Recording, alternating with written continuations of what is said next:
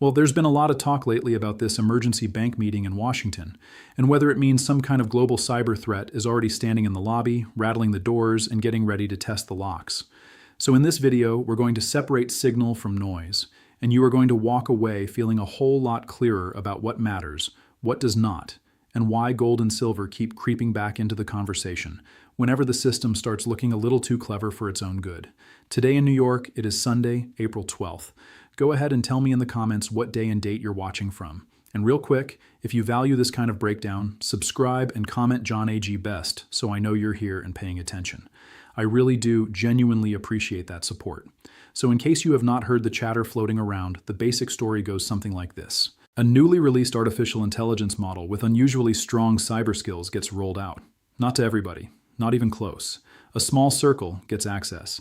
The model reportedly shows that it can do a lot more than just write code faster or help somebody clean up a spreadsheet. We're talking about finding weak points, probing systems, helping with offensive cyber work, and generally making people in finance and government sit up a little straighter. And then you get the headline that really turns heads. Treasury Secretary Scott Bessent and Federal Reserve Chair Jerome Powell pull together a closed meeting with major bank leaders in Washington. That matters. Not because every closed meeting is a 5-alarm fire. It isn't. But because when the people who watch liquidity, confidence, settlement, payment plumbing, and systemic stability start gathering around a sensitive technology story, that tells you the conversation has moved beyond geek territory. It is no longer just coders talking to coders. It is now risk people talking about consequences. Now, before we go full movie trailer voice here, let me say this plainly. A meeting like that does not automatically mean the dollar is about to vanish by breakfast. It does not automatically mean the banking system is about to flatline. It does not automatically mean every ATM is going dark and everybody's account balance is suddenly going to turn into a mystery novel. That's not how serious analysis works. Serious analysis starts with one question. What exactly are they worried about? And the answer, at least from the recent public material, is not some cartoon version of machines becoming evil for fun. The concern is that frontier models are getting much better at software engineering and cybersecurity tasks, and that creates a very awkward reality. The same type of system that can help defenders identify weaknesses can also lower the barrier for attackers to find them faster, combine them faster, and scale their operations faster than a lot of institutions are prepared for. Anthropic's own recent public material on Mythos says the model is far more capable and more autonomous than prior versions in software and cyber work, while also saying the overall risk is still judged low but higher than before. That is the kind of sentence that should make professionals lean forward because it says two things at once. The sky is not falling, but the ceiling is lower than it used to be. And that right there is where a lot of people mess this up. They hear risk is still low and they tune out. Or they hear more capable at cyber tasks, and they decide civilization is over. Neither reaction is very useful. The truth usually lives in the uncomfortable middle. Institutions do not wait for certainty when the downside is ugly. They move when the combination of speed, opacity, and interconnectedness gets too large to ignore. That is especially true in finance, because finance runs on trust, timing, and continuity. People love talking about money as if it is only numbers on a screen. It is not. It is a synchronized belief system backed by records, access, messaging, collateral, settlement, and confidence that the other side of the trade will still be there when the dust clears. Mess with that chain badly enough and you do not need to destroy the currency to create real damage. You just need to interrupt it, question it, or slow it at the wrong moment. And we already know the official side has been moving in that direction. Treasury announced a public-private initiative this year focused on cybersecurity and risk management for artificial intelligence in the financial sector. The Federal Reserve has also laid out its own internal program around responsible AI use, governance, and risk controls. And the Financial Stability Oversight Council has been explicit that emerging threats to financial stability include issues tied to technology, market structure, and the resilience of critical services like payments and clearing. Put all that together, and what you see is not panic. You see pre-positioning. You see regulators admitting, in polished language, that the pipes matter, the software matters, and the next weak link may not look like the last one. So let's slow this down and make it practical. Why would top banks care about an advanced model with sharp cyber teeth? Because banks do not just store money. They sit on enormous stacks of credentials, internal tools, vendor connections, treasury operations, market data, customer data, payment instructions, messaging rails, models, and contingency plans. A bad old-fashioned cyber attack is already expensive and disruptive. Now imagine the attacker gets help from a tool that can reason through code, test paths, revise tactics, and keep searching until it finds something humans missed. That is not science fiction. That is an acceleration problem. Recent national internet crime reporting puts cyber-enabled losses for Americans at an enormous level, and regulators keep repeating the same broad message in different words. Cyber risk is not a side issue anymore. It is boardroom risk. It is operational risk. It is reputational risk. It is liquidity risk. Once enough things stop moving on time. Even bank supervisory materials have been pushing directors to move these conversations out of the server room and into the boardroom. That tells you the culture has shifted. The concern is no longer whether cyber matters. The concern is whether the people in charge are moving faster than the threat is moving. And here is the twist a lot of viewers miss. The biggest risk is not necessarily that some model logs into the Federal Reserve and starts printing fantasy dollars out of thin air like a lunatic with admin privileges. Could a digital disruption create chaos? Of course. But the more believable first-order problem is a trust shock.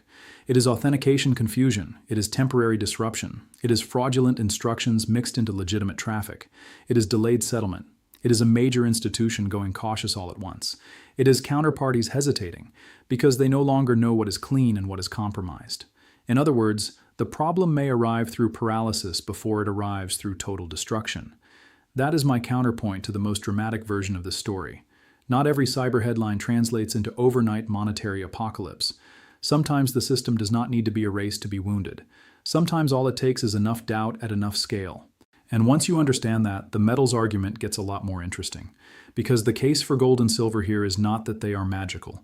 It is not that they solve every problem. It is not that they turn a messy crisis into a happy ending.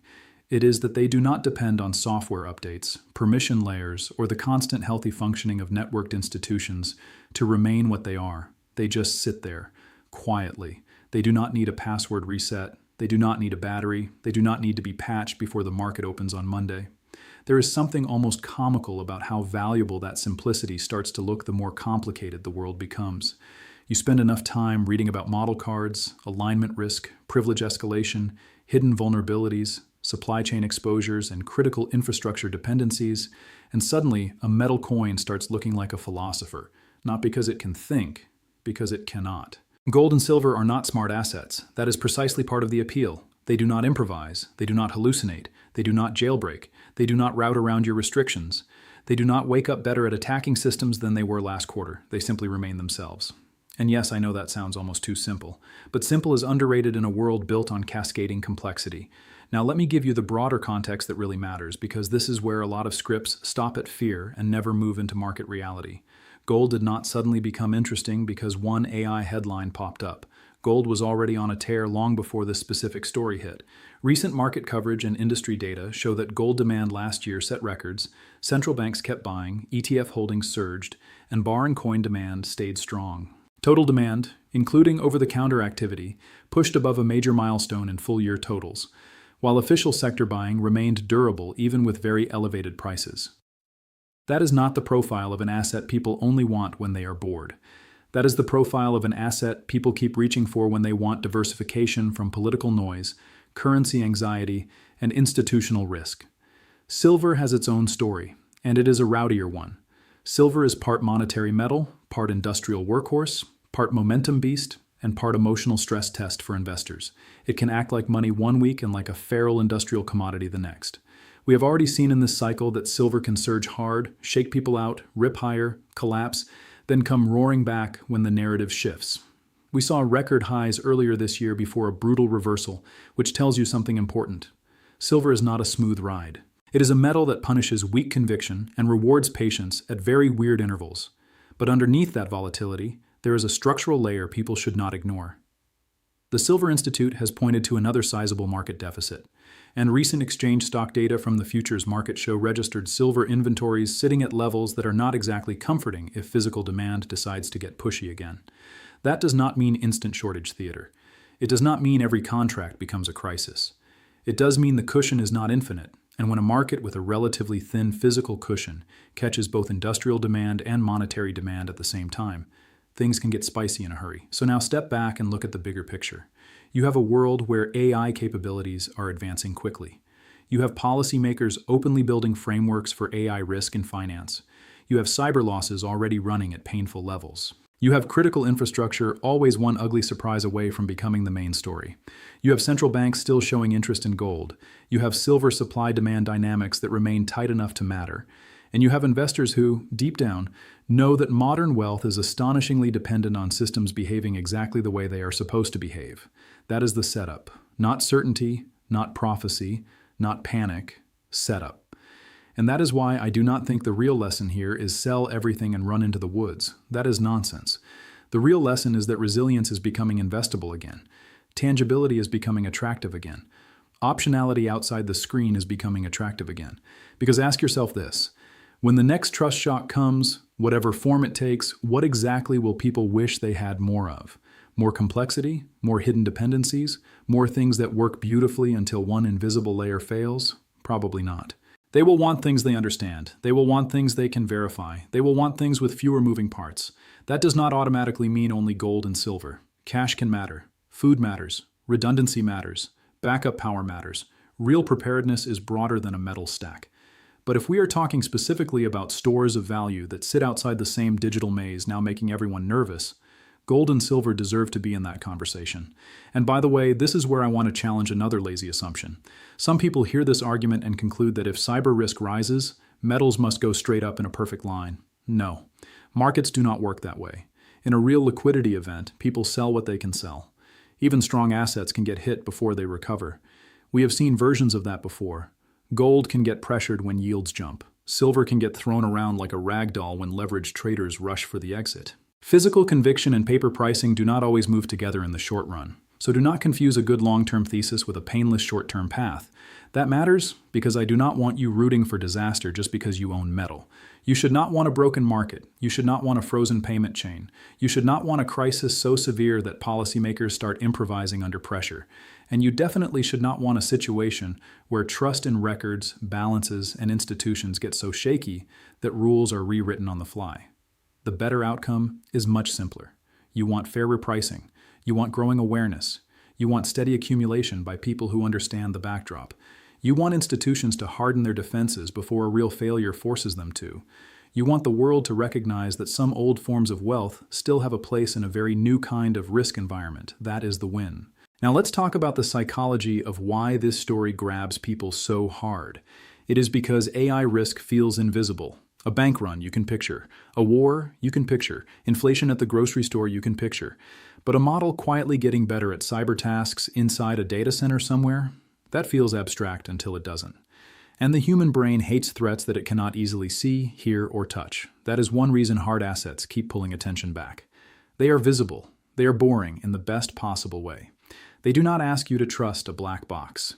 In a world where more and more value is mediated by code, physical metal almost feels like rebellion through simplicity. And yet, let me be careful here. Simplicity is not the same thing as convenience. If you hold physical gold and silver, you still have to think about where it is, how you store it, how liquid it is, what form you bought, what premium you paid, how quickly you could sell it, and who would recognize it in a stressed environment. Silver is especially awkward because it is bulky for the value compared with gold, and because its volatility can be wild. So there are trade-offs, real ones. But trade-offs are not the same as flaws. Trade-offs are just the price of reality. And reality right now is telling us a few things pretty clearly. 1, the financial system is still functioning. 2, the people charged with protecting it are talking more openly about AI, cyber resilience, and operational risk than they were not that long ago. 3, the newest generation of models is forcing institutions to think in shorter time frames. And 4, gold and silver are no longer just inflation conversation assets. They are increasingly trust conversation assets. That shift matters. Because when gold rises during a currency scare, people understand it. When silver rises during an industrial squeeze, people understand it. But when both start catching bids during a broader conversation about technology risk, governance fragility, and the possibility that system confidence itself is becoming more valuable, that is a deeper signal. And I think that is why this story has legs. Not because everybody fully understands the technical side, most do not. Not because every rumor is true, plenty are exaggerated. Not because every closed meeting means the elites know the end is near. They do not. But because the direction of travel is obvious. The system is becoming more powerful. The system is becoming more interconnected. The system is becoming harder for the average person to truly audit. and the system is being asked to integrate tools that may improve productivity at the exact same time they increase the cost of a single mistake. That is not nothing. That is a very real reason to revisit the old question of what actually counts as secure wealth. And for me, the answer still starts with the assets that can survive a lot of institutional embarrassment. Gold has done that for a very long time. Silver has done that too, though in a much more dramatic and emotionally unstable fashion. One is the calm old fortress. The other is the loud cousin that shows up late, breaks furniture, then somehow ends the night as the center of attention. But both share one critical feature. They are outside the software stack. That does not make them perfect. It makes them different. And different matters when portfolios everywhere are increasingly stuffed with claims on systems, promises from institutions, and exposures that only look simple because the app interface is clean. So here's the question I want you to think about. If the real vulnerability in the coming years is not just inflation, not just recession, not just geopolitics, but confidence in digital coordination itself, are you positioned for that? And a second question. Do you believe the market has fully priced the value of assets that remain valuable even when trust in complex systems starts to wobble? Let me know your thoughts in the comments. And once again, if you're successful, share your success story in the comments so others can stay motivated. Now, one more piece that should not be ignored. Anthropic's own public work around Mythos did not read like a victory lap. It read like a company trying to say very carefully that its newest system is stronger, more autonomous, and more capable in cybersecurity, while also arguing that guardrails, testing, and mitigation still matter. There is a project specifically aimed at securing critical software in light of what these frontier models can do. That is one of those details that sounds dry until you realize what it implies. Companies are not building special initiatives like that because everything feels relaxed.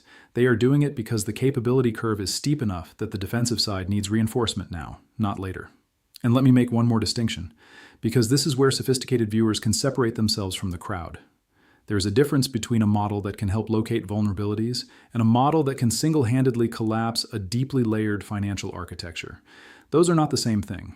Big institutions have segmentation, offline processes, escalation chains, manual controls, legal fire breaks, fallback routines, and human beings whose entire job is to assume terrible things happen on a random Tuesday. So the serious case here is not that one new model snaps its fingers and the whole machine falls over. The serious case is that the cost of finding weak spots drops. The speed of probing goes up, defenders get stretched, and the probability of a nasty operational event rises at the margin. In systems this large, marginal changes matter. They matter a lot. And that is exactly why these big bank meetings matter more than the average viewer realizes. The banks that get called into rooms like this are not random institutions. They are deeply wired into funding, payments, custody, capital markets, client flows, and confidence more broadly. If something goes wrong at the edge of that network, everyone wants to know whether it stays local or starts transmitting. From recent market structure and regulatory discussions, you can tell that the core fear is not merely loss. It is loss plus contagion. It is not just the bad event. It is the bad event multiplied by interconnection. Now, based on recently published numbers, the adoption side of the AI story is moving fast too. Recent survey work said more than a fifth of firms expected to use AI in the first half of this year.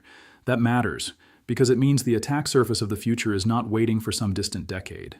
AI is moving into workflows now. It is moving into coding, customer service, compliance support, fraud tools, internal search, documentation, analysis, and operations. The more that happens, the more every institution has to ask whether efficiency gains are arriving faster than governance can keep up. That is not an anti-technology argument. That is just adult supervision. And here is where metals fit in as more than just a dramatic backdrop. Gold and silver are not claims on an operator. They are not a promise from a board. They are not somebody else's liability. They do not need an earnings call to remain what they are. That point gets repeated so often that people start treating it like a slogan. But it is not a slogan. It is a structural difference. In an era when so much perceived wealth is layered through counterparties, platforms, brokers, depositories, apps, permissions, and network access, holding at least some wealth in a form that exists without all of those dependencies is not backward. It is balanced. There is also a timing issue most people never think through. The moment of maximum fear is not always the best moment to transact. In a real disruption, spreads widen, dealers get cautious, logistics matter more, and emotions get ugly. That is another reason the smart case for owning metal is preparation before stress, not desperation during stress. You do not buy a fire extinguisher while the kitchen is already on fire. You decide in advance that you would rather have one than explain later why you thought the stove would never flare up. And the silver side has another angle that people keep underestimating. Silver is not only a fear metal. It is also tied to industrial use, and that makes its behavior more explosive when macro anxiety and real-world demand start pulling in the same direction. That is one reason silver can look sleepy for a stretch and then move like it was launched out of a cannon. If investment demand wakes up at the same time physical tightness is already uncomfortable, the repricing can get violent enough to shock people who thought they had plenty of time.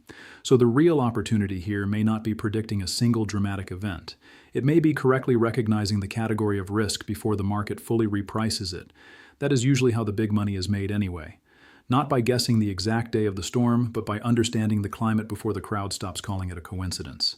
And if that is the corporate side, the public side is not exactly asleep either. Regulators, agencies, and supervisors keep circling around the same cluster of themes: resilience, governance, oversight, critical infrastructure, and the ability to keep core functions going under stress. Even baseline federal guidance keeps coming back to fundamentals because fundamentals still matter. You can have all the advanced tooling in the world, but if identity is weak, segmentation is weak, monitoring is weak, and incident response is slow, the fancy stuff on top does not save you. That is important for investors because it tells you something subtle. The people closest to the machinery are not acting like this is a solved problem. So why would you, as an investor, pretend it is? You do not need to become a cyber expert. You do not need to read every system card. You do not need to turn your portfolio into a bunker. But you probably do need to respect the direction of the risk. And respecting the direction of the risk means understanding that wealth preservation is no longer only about inflation rates and earnings multiples. It is also about what remains credible when systems are stressed, what remains liquid when confidence slips, and what remains yours without a login. That is why physical metal still matters, not as a religion, not as a meme, not as an all-in trade, as insurance, as optionality, as an anchor, as a reminder that not every store of value needs to be intelligent to be useful. In fact, sometimes the less intelligent it is, the more trustworthy it becomes. And I know that sounds funny in the age of supercharged machines, but that is exactly the point. When intelligence becomes a threat surface, stupidity starts to look like a feature. So where does that leave us right now? It leaves us in a world where the meeting may have been secretive, but the message is not. The message is that cyber capability is advancing. The message is that finance is paying attention. The message is that official institutions are trying to get ahead of this. And the message is that the market is slowly rediscovering the value of assets that do not need the grid, the model, or the cloud to justify their existence. That is why I do not think the global threat here is simply AI will end everything. That is too sloppy. The cleaner version is this: power is increasing faster than trust. Complexity is increasing faster than comprehension. And wealth that can stand outside that mismatch may deserve a higher premium than many people still realize. That is the real alert. Not the scream, not the rumor, not the flashy headline, the mismatch. And once you see that, the gold and silver angle stops sounding like a side note and starts sounding like a rational response to a system that keeps adding more horsepower before it has fully learned how to brake. We do not know exactly what came out of that Washington meeting. We do not know exactly how fast the threat curve will steepen. We do not know which institution will be first to prove it took the risk seriously enough. But we do know this: the conversation has moved. The people in charge know it has moved. And investors who keep acting like the only risks that matter are the ones from the last cycle may wake up very late to the next one. So stay sharp, stay grounded, do not get hypnotized by either extreme. Do not dismiss every warning, and do not worship every fear story. Think clearly, own quality, keep some resilience outside the machine, and remember that in a world obsessed with building systems that can think, there is still extraordinary value in assets that simply endure.